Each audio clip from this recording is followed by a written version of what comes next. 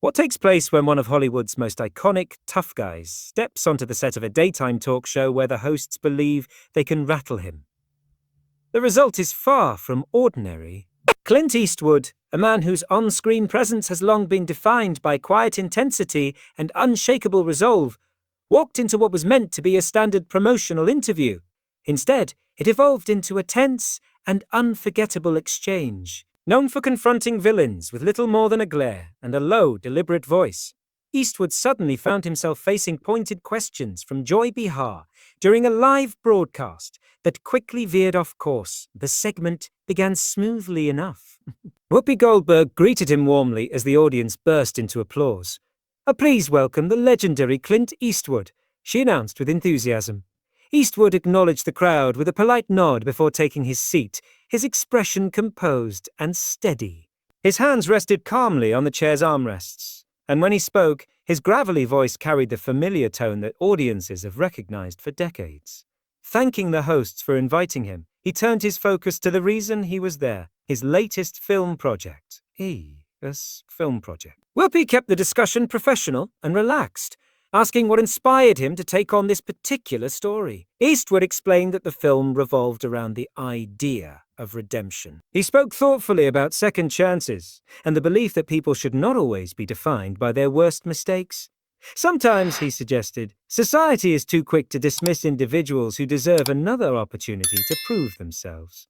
Sarah Haynes leaned in, clearly engaged. She asked how he chooses projects at this stage of his remarkable career. Eastwood answered with characteristic simplicity. He searches for authenticity. He looks for stories that reflect something genuine about life and human nature. There is already enough fantasy in the world of entertainment, he implied. What matters to him now is truth. For several minutes the discussion flowed comfortably. Eastwood shared insights into directing, working with actors, and the craft of storytelling. The audience listened attentively, drawn in by his calm authority and years of experience. The atmosphere was respectful and steady. Yet Joy Behar had remained mostly silent, watching the exchange with a measured expression. When she finally spoke, her tone shifted the energy in the room. She asked if she could raise a different topic. Her question centered not on his film, but on previous political remarks he had made. If he valued truth and redemption, she wondered, did some of his public political associations contradict that message? The mood changed instantly. A subtle tension filled the studio. Whoopi cast a cautious glance toward Joy, but the question had already landed. Eastwood turned to face her directly, his gaze focused and controlled. He asked which remark she was referring to. Joy replied with a hint of sweetness that barely masked the challenge. The challenge? She alluded to his support for certain political figures who had drawn criticism for statements about women and minorities. Eastwood responded evenly. He did not recall ever making comments that disparaged any group. His voice remained calm, but there was a firmness beneath it. Joy pressed further. Even if he had not personally made such statements, she argued, did his endorsements not carry implications? The other host shifted uneasily. This was no longer a routine interview. Eastwood leaned back slightly, fixing her with a steady look. He reminded her that he had worked in the industry for decades, collaborating with people from every background and belief system. He judges individuals by their character, he said, not by political label. When he addressed her as a young lady, Joy reacted sharply, asserting her right to ask difficult questions. Eastwood countered that he also had the right not to engage with what he viewed as attempts to provoke controversy rather than foster genuine discussion. Joy defended her approach as journalism. Eastwood responded with a faint chuckle, suggesting that journalism once prioritized thorough research and factual substance rather than seeking moments designed to spark headlines. The exchange grew increasingly pointed. Whoopi attempted to steer the conversation back to the film, but Joy insisted that the political topic was relevant. She referenced his past appearance at a political convention, particularly the widely discussed moment involving an empty chair used as a metaphor. Eastwood acknowledged it without hesitation, describing it as a creative device meant to highlight political accountability. Joy questioned whether the moment had seemed erratic. The studio had fallen silent. Even the crew appeared frozen, aware that the situation had escalated beyond casual banter. Eastwood leaned forward slightly, lowering his voice to a near whisper that carried unmistakable intensity. Then he posed a question of his own. How many films had Joy made? She reacted defensively, asking what that had to do with anything. He calmly repeated his request for an answer. The tension in the room was palpable. What had started as a promotional appearance had transformed into a clash of perspectives, one centered on political accountability and media scrutiny, the other on personal integrity and professional legacy. Eastwood remained composed throughout, his demeanor steady despite the pointed challenges. The moment underscored the contrast between a veteran actor, accustomed to commanding a screen with quiet authority, and a talk show host determined to confront him on controversial ground. And the exchange lingered in the air, charged and unresolved, leaving the audience witnessing a rare collision between Hollywood legend and daytime debate. How many movies have you directed, produced, or appeared in? Eastwood asked evenly, his gaze steady. That's beside the point. Joy snapped back. I'm a television host and a comedian.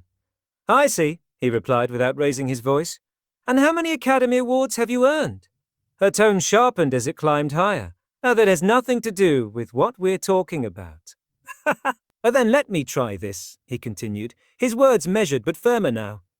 How many careers have you helped build? How many young performers have you given their first opportunity?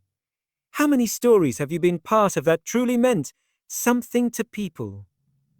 Why entertain viewers every day on this program? Joy insisted, though the certainty in her voice wavered.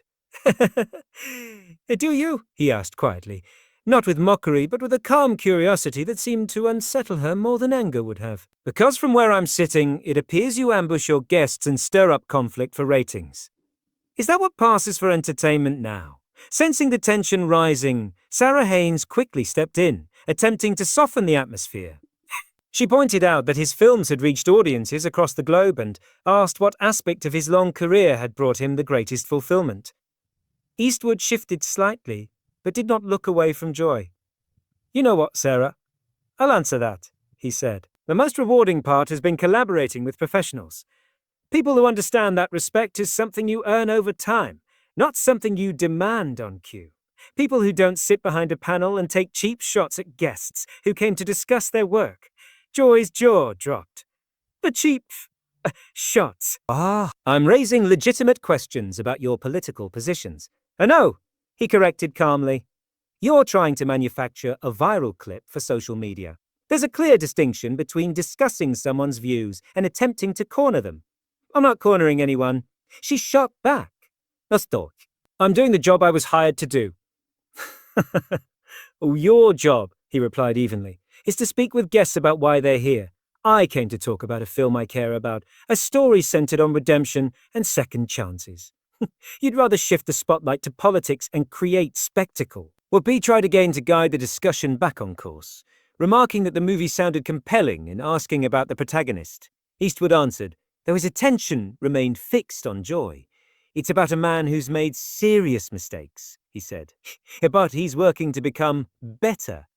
Often the hardest barriers aren't the ones directly in front of you. They're the people who insist on defining you by your past and refuse to let you evolve. The parallel was unmistakable. Joy's agitation became more visible, her posture rigid. Sarah praised the theme, noting how powerful redemption can be in storytelling. Joy, however, pressed forward. Since we're talking about redemption, she said pointedly, don't you think some individuals go beyond it? If someone repeatedly backs divisive politics, when do we stop offering second chances? Eastwood's jaw tightened slightly. Are we discussing the character in my film? He asked. Or are you steering this back to me personally? I'm talking about accountability, she replied, her tone cloaked in self-assurance. Public figures have obligations to their audiences. Do they? His voice dropped into a quiet register that carried more force than shouting ever could. And what obligations do television hosts have toward their guests?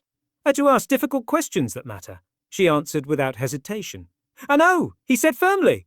To treat people with basic courtesy and decency.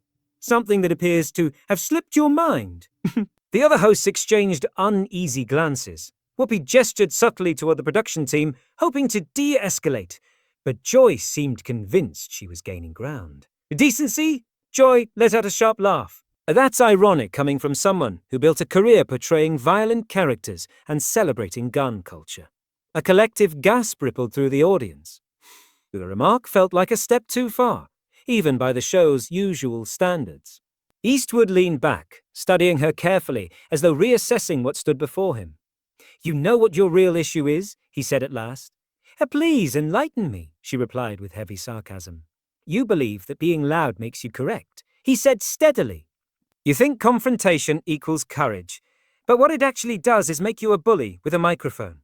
"Excuse me?" Her voice rose sharply, causing several people in the studio to wince. "You heard me," he continued, unflinching. A day after day you take swings at people who are guests on your platform. They can't fully defend themselves without being labeled combative. You may think that gives you power. In reality, it makes you look small." "How dare you call me small?" Joy shot to her feet, her face flushed with anger. "I've been in this profession for years. I've interviewed presidents, celebrities, global leaders. And how many of them walked away feeling respected?" he asked quietly. "How many left thinking it was a fair and professional exchange?" She struggled to respond, words tumbling over each other. "I don't have to tolerate this from you or anyone." "All right," he said calmly. "You don't have to tolerate anything from me, and I don't have to remain seated while you turn what was meant to be a conversation about art into a stage for political theatre." The atmosphere in the studio felt electric, thick with discomfort. Whoopi finally spoke up, urging both of them to pause and take a breath, her voice carrying a note of urgency as she tried to regain control of the spiraling exchange. "Oh no, Whoopi," Eastwood said as he rose from his chair with deliberate calm. "I believe Joy, and I understand each other very clearly at this point." Joy's hands trembled against the table, her anger barely contained. "You don't get to storm off an interview just because you don't like being challenged," she snapped. Watch me," he answered, narrowing his eyes in that familiar way audiences had seen countless times on screen. "I agreed to come here as a professional courtesy to discuss a project that matters to me. Didn't agree to serve as your target for the afternoon. If this is live television," Joy shot back. "You can't just walk away." "Can't I?" he replied. "Can't I?" he replied, already unclipping his microphone. "That's another misunderstanding on your part. Real strength isn't trapping someone under studio lights. Real strength is recognizing when a conversation has run its course and choosing to step away. If you leave now, it'll look like you can't handle hard questions," she insisted, sensing the control she thought she had slipping from her grasp. Eastwood paused before moving, turning instead toward the main camera. His expression was steady, his voice composed. "To everyone watching at home, I came here to talk about a film I'm proud of. Instead, I found myself cornered by someone more focused on creating a viral moment than having a meaningful exchange. That probably says enough about where television stands these days." He shifted his attention back to Joy. "As for tough questions, I've been answering those since long before you ever stepped behind a microphone. The difference is they were usually asked by people who understood professionalism." Joy's face darkened with fury. "You arrogant has-been," she spat. "You think you can insult me on my own show?" The insult seemed to echo through the studio. The audience fell utterly silent. The co-host looked stunned, their discomfort impossible to hide. Even the crew appeared frozen. Eastwood turned slowly to face her again. For a brief moment, his expression mirrored the quiet resolve of the characters he had portrayed in so many films. Calm, unwavering, and finished with nonsense. "Has been," he repeated softly, almost reflectively. That's an interesting choice of words, from someone whose main accomplishment involves sitting at a table discussing other people's achievements. The hush that followed felt suffocating. It was as though the air itself had thickened. "Has been," he said again, measured and unhurried. "Over the years, I've been called many things, usually by individuals who had accomplished something substantial themselves." Joy realized she may have crossed a line, but pride refused to let her retreat. "I've accomplished more than enough," she declared. "Have you?" His voice dropped into a near whisper, controlled and steady. "Let's consider that." How many guests have left this stage feeling respected? How many interviews that could have turned into thoughtful discussions became spectacles instead? How many times have you chosen provocation over substance? Why ask the questions people need answered? She insisted, though her voice trembled. Oh no, he corrected calmly. You ask the questions that draw attention. There's a difference between journalism and performance. Somewhere along the way, that distinction blurred for you. Whoopi made one last effort to restore order. A Clint, maybe we can reset. Joy, perhaps an apology would help us return to the film. Joy spun toward Whoopi. Apologize. For what? For doing my job? Your job, Eastwood interjected evenly, should involve informing and entertaining your audience, not treating guests like targets in a game.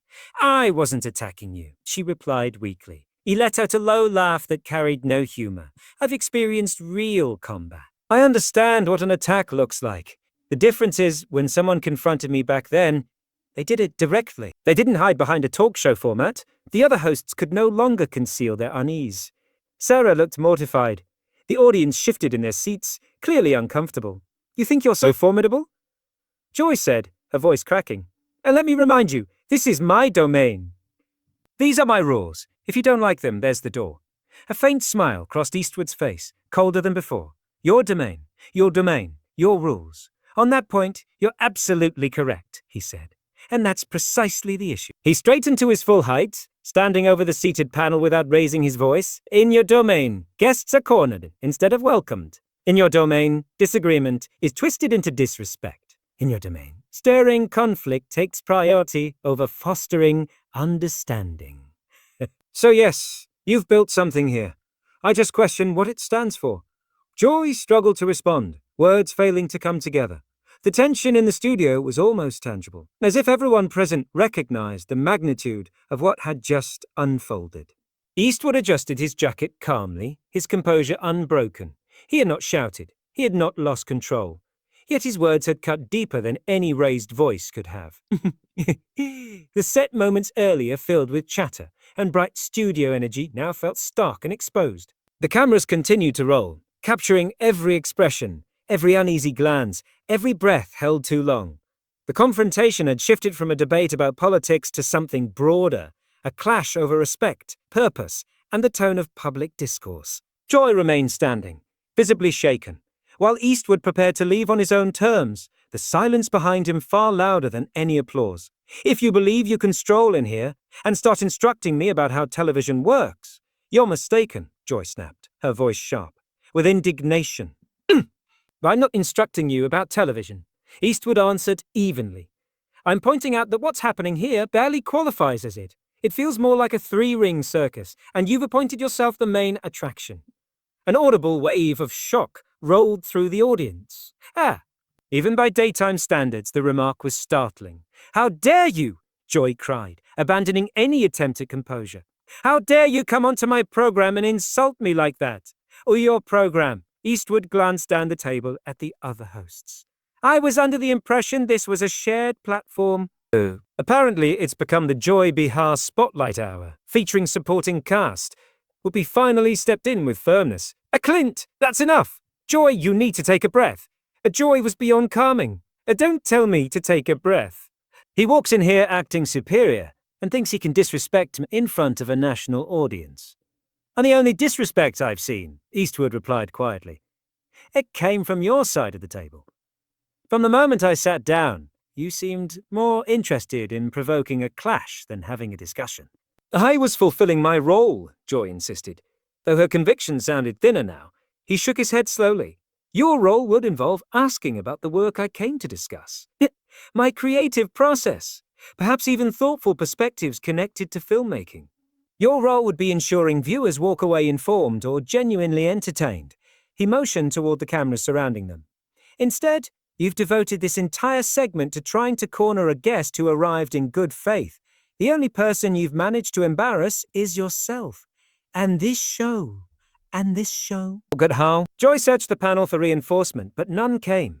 The other hosts avoided her eyes. The audience's mood had shifted, their body language clearly sympathetic to Eastwood. Even members of the crew looked uncomfortable. Fine, she said at last, her voice cracking. If you refuse to answer meaningful questions, perhaps you shouldn't agree to interviews. He had already unclipped his microphone, but her words made him pause. Meaningful questions? He repeated. Would you like an example of what that sounds like? He turned to the main camera again. A meaningful question might be, what motivates you to continue directing at this stage in your life? Another might be, what guidance would you offer to aspiring filmmakers? Or perhaps, which story you've told has left the deepest mark on you? He shifted his gaze back to her. Those questions require curiosity about the answers. That's the difference. The silence in the studio was so complete that even the faint hum of equipment seemed amplified. Joy opened her mouth, then closed it, struggling for a retort. The saddest part, he continued, his tone softening slightly, is that you had an opportunity to engage in a real exchange with someone who's witnessed decades of cinematic history. Instead, you opted for tactics better suited to someone chasing online clicks. He set the microphone carefully on the table. Oh, that's not just a disservice to me. It's a disservice to your viewers. They deserve substance, not spectacle. Don't presume to tell me what my viewers deserve, Joy snapped, her voice rising again. I built relationships with this audience for years. Have you? Eastwood asked, adjusting his jacket. Or have you simply spoken at them? There's a difference between forming a connection and creating noise. Behind the cameras, producers gestured urgently, uncertain how to contain the unfolding situation. The broadcast was live, and one of their most prominent guests was preparing to exit after dismantling one of the panel's leading voices. A security, Joy called out in frustration. Eastwood laughed softly, the first genuine hint of amusement since the confrontation began. A security? What exactly are they meant to do? Escort me out for bruising your pride? He scanned the studio one final time, taking in the stunned expressions around him. I've spent more than 6 decades in this industry. I've collaborated with remarkable directors, talented performers, and dedicated crews across the globe. In all those years, I can honestly say I've never encountered anyone quite like you. Is that intended as praise? Joy asked, clinging to sarcasm as her last defense. Interpret it however you wish, he replied. Just remember this, when people discuss this exchange tomorrow, they won't be praising incisive questioning or journalistic standards. They'll be talking about how composure was lost and an opportunity was squandered on live television. With that, he turned and walked steadily toward the studio doors. The audience remained hushed, absorbing what they had just witnessed. The other hosts sat rigidly in their chairs, the weight of the moment settling over them. As the doors closed behind him, cameras captured Joy's flushed face, her expression a mixture of anger and disbelief. Around her, the panel looked stunned, aware that the segment had crossed into territory rarely seen in daytime broadcasting. What had begun as a routine promotional appearance had spiraled into an extraordinary clash, one that would likely be replayed and dissected far beyond the studio walls. The set lights still glowed brightly, but the energy had shifted entirely. The confrontation lingered in the air, a reminder that sometimes the sharpest impact doesn't come from volume or spectacle, but from words delivered with calm precision.